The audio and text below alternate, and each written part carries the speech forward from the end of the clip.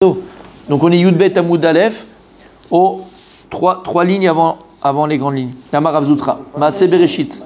C'est le fils de Rav Touvia? Alors, à ce qui paraît, c'est le fils de Rav Touvia. Je sais pas, Vous êtes nouvelle année, vous. Non, je connais pas le. Vous faites quoi là, le duo là, tous les deux là? Tu lui as fait quelque chose ou quoi? Ah si, tu lui as fait quelque chose. Non, je connais pas. C'est la première fois que le Gardas vous fait une vanne aussi sympathique. C'est bizarre. Ah, j'adore. Hein? Je trouve pas. Mon Gardas, qu'est-ce qui se passe? Peut-être t'es en face, c'est ça qui te fait? Viens à côté de Rabbi Moshe. J'ai trouvé Rav Zoutra. Tu l'as trouvé, Rav Zoutra? Amar, donc on fait d'abord Gemara, puis après on fait comme on a fait la fois dernière, le Mefarshim, parce qu'on peut pas ne pas faire le. C'est tellement beau, tellement merveilleux. Bien sûr, bien sûr. C'est les lignes. C'est où c'est où? Avant tout ça? 1, 2, 3. Amar, Rav Zoutra. Ah, les grandes. Avant les grandes. 1, 2, 3. Amar, Rav Zoutra, Bar Touvia, Amara. Il a dit Rav Zoutra, fils de Touvia, au nom de Rav. Basarat Varim, Nivra, Oilom. Il court doucement, ça. Aïe, aïe, aïe, tu as vu comment Hachem il nous aime? Je vous ai dit, Hachem il nous aime. Basarat Varim. Avec 10 choses, par l'intermédiaire de 10 choses Kaviachol, le monde il a été créé. Bechokhma. Ça peut être que Dieu, ça. Ou Bedvuna. Intelligence. Ou Bedaat. Savoir. Ou Bekoach. Ou Bigara. C'est un hurlement. Je crois que c'est les couleurs. Quoi? Hurlement. Gaar. Gronder quelqu'un. C'est réprimande. Ouais, mais c'est gaar, c'est vraiment dans le sens hurler. Quand tu réprimandes, tu hurles. Réprimande avec puissance. Voilà. Qu'est-ce que tu as dit, mon Rabbi? Réprimande avec puissance. Ou Bigvura. Betzedek. Bemishpat. Bechesed. Ou Rachamim. On a 10 notions ici qui demandent à être expliquées. Ah oui, ils sont des parallèles avec les livres. Avant de les expliquer, messieurs, on les a dit déjà, on laisse parler les anciens, c'est la Gemara. On va apprendre déjà d'où on sait que le monde a été créé par ces 10 choses. Bechokma ou Bidvuna, le monde a été créé avec Bechokma, on va dire intelligence. Dvuna, c'est compréhension profonde des choses.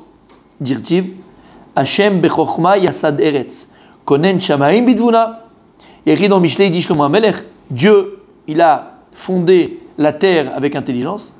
Konen, et il a Acquise. voilà, non, affirmé le ciel, Bidvuna avec Dvuna.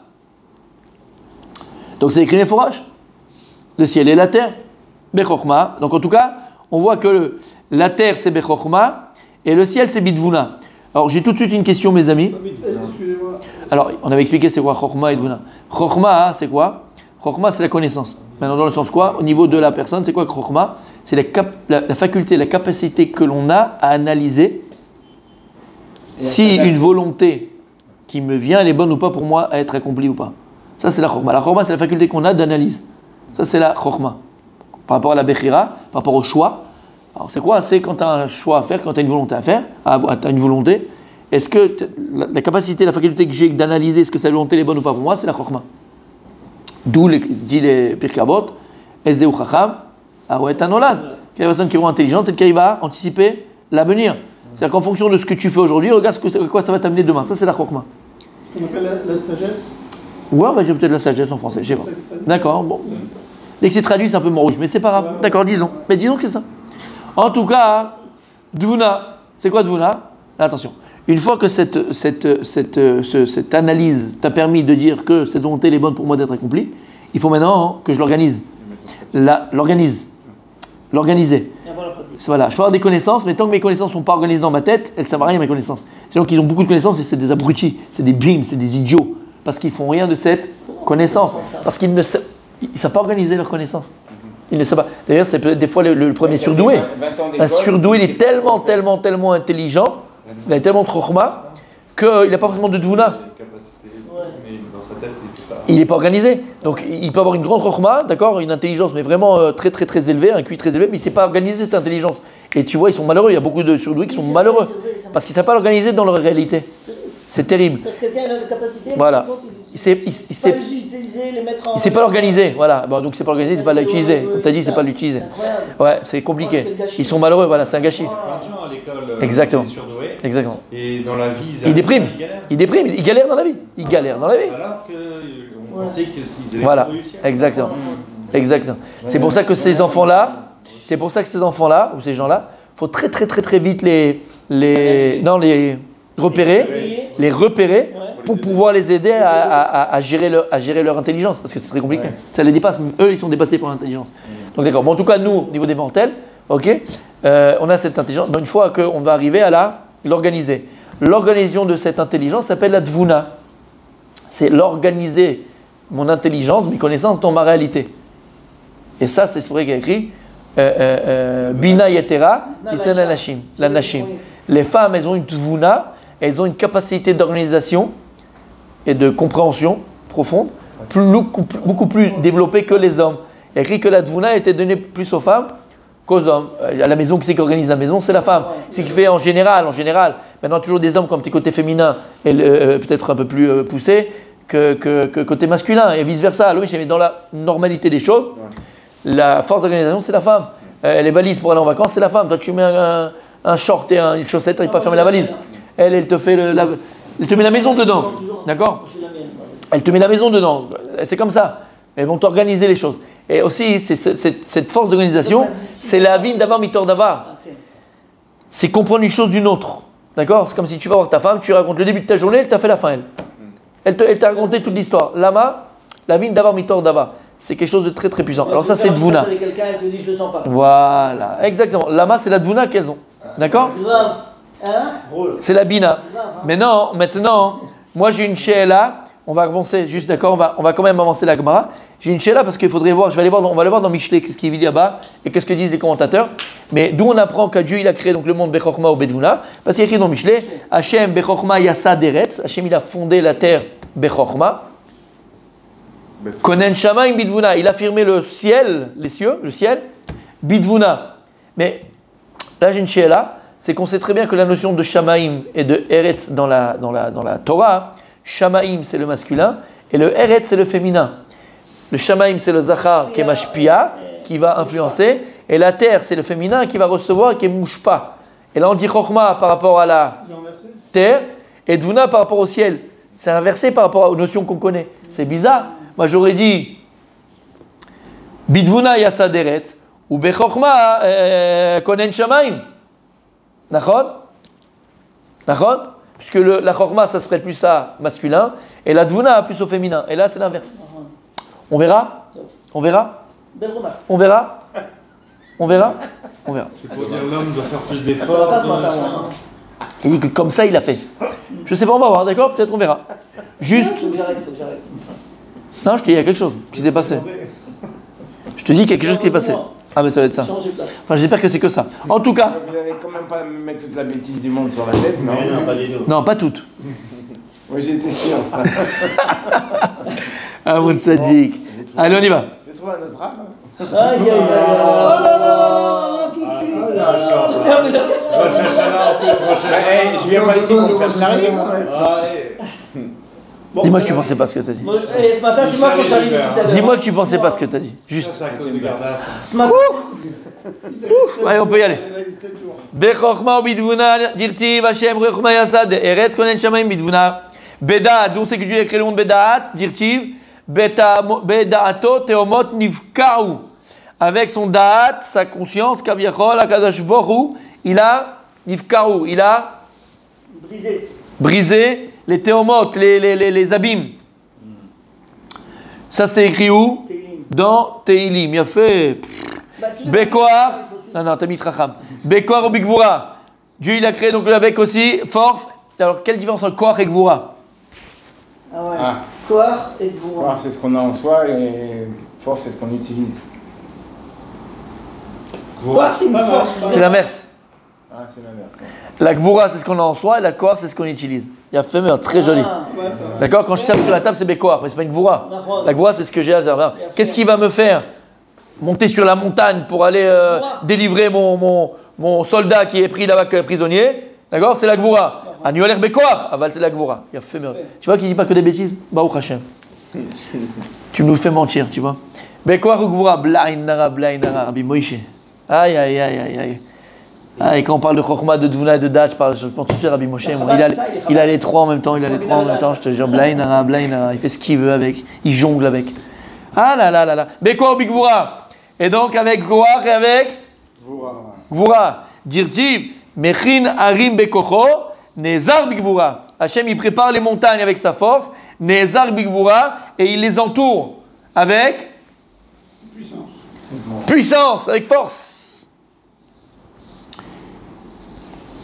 Bigara, donc Dieu il a hurlé, donc il a grondé mais il a hurlé, c'est les grondements, d'accord? Quand il y a le grondement du tonnerre, c'est un tonnerre, c'est un grondement. Dirtiv, il y a écrit dans Eyov, Amoudé Shamaim Yerofafu, Vitamu Migarato, donc les colonnes Shamaim du ciel, Yerofafu, Yerofef, comment dire en français Yerofef, messieurs? C'était instable, c'était comme Voilà, ils étaient branlants, d'accord? Ils étaient un peu branlants, Veit Mehu Migarato, et ils se sont figés entre guillemets, Veit Mehu, c'est quoi Begarato? Lorsqu'il a grondé, lorsqu'il a hurlé.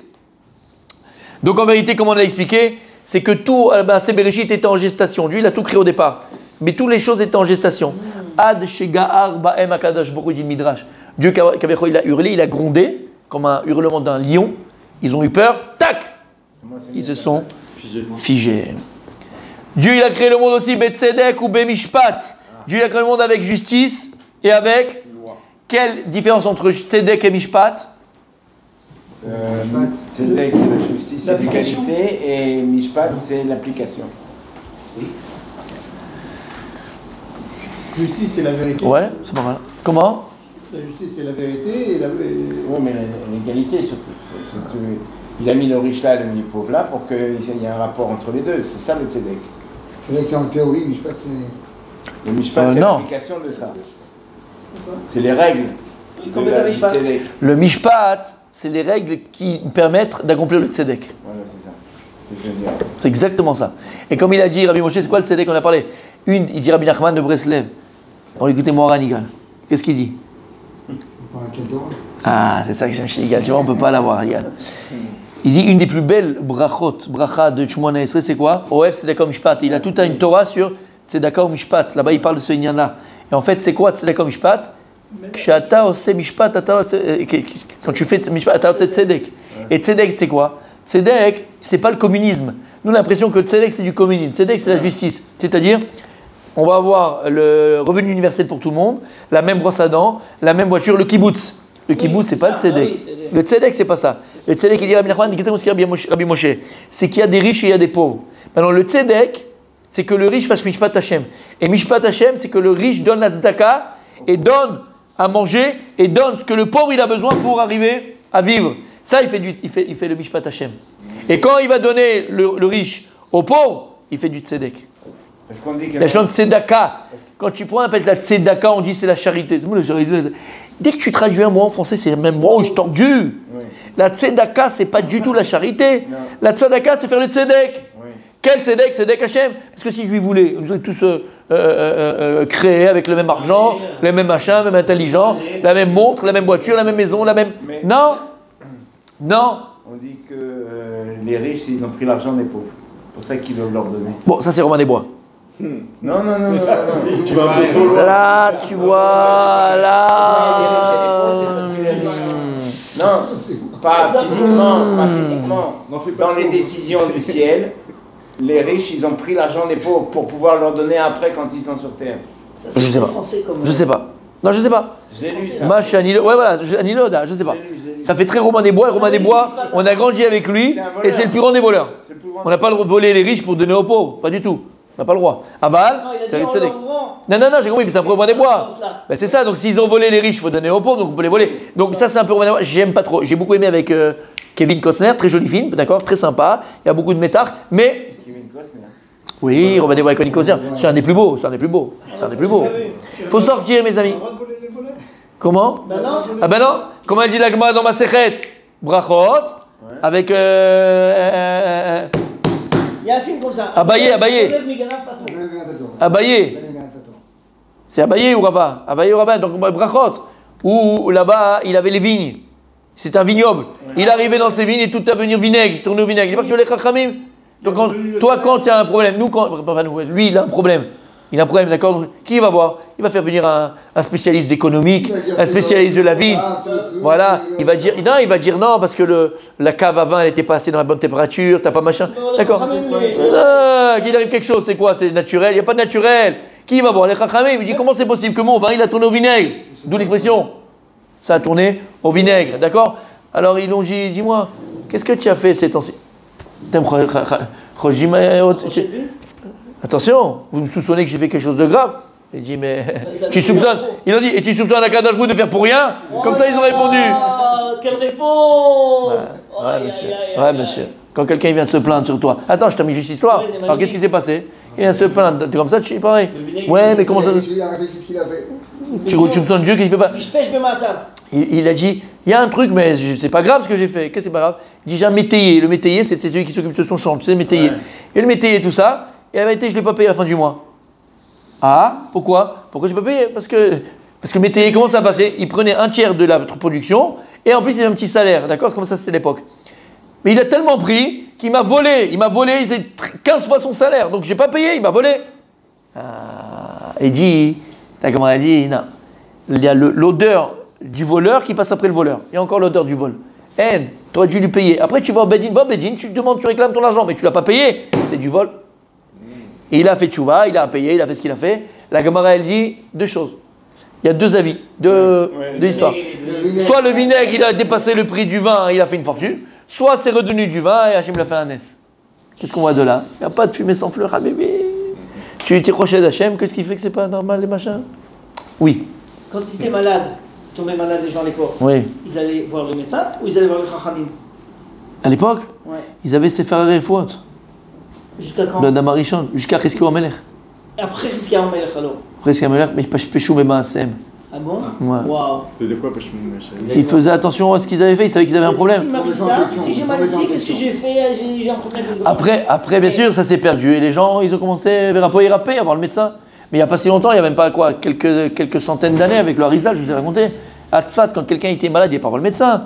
Quand quelqu'un à Tzfat il était malade, il partait voir le Harizal. Le Harizal, il faisait un scanner comme ça avec les yeux. Tu vois, toi, t'as mal au dos, je t'ai mal prosterné à Modim. Toi, t'as mal aux pieds, c'est que quand tu n'as pas assez marché vite pour aller à la synagogue. Toi, machin, t'as mal aux yeux, t'as regardé ta belle-mère en train de couper le vinaigre. D'accord? Le concombre. Chacun son truc, d'accord? C'est comme ça qu'il faisait. Chacun comme ça il faisait. Comme ça c'était. Tu comprends? On sait pourquoi. Ramah Hevarouch Sagida, ça n'entresse pas par rapport à ce que tu as dans le corps. Alvaï qu'on est comme ça. Alors on termine pour aujourd'hui, messieurs. Aujourd'hui, par exemple, quelqu'un, on peut appliquer ça aujourd'hui, c'est-à-dire que quelqu'un qui a mal à la jambe, par exemple, je dis n'importe quoi. Forcément, c'est quelque chose de spirituel, mais on ne connaît pas, donc prends les médicaments. Prends les médicaments, c'est mieux. Oui, mais Vadaï qu'on se soigne. Mais Vadaï. Parce que là, on est un peu foutu.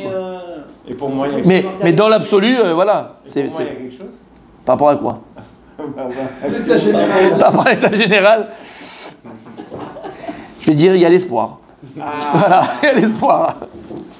T'as vu tout ce qu'il nous a... Allez. Alors il dit Betzedek Mishpat, il nous a donc expliqué, Rabbi Moshe, Betzedek Mishpat, Dirtiv, c'est les deux qu'on change pour la Mida pendant les 10 jours. Tout à fait, Amelech Mishpat.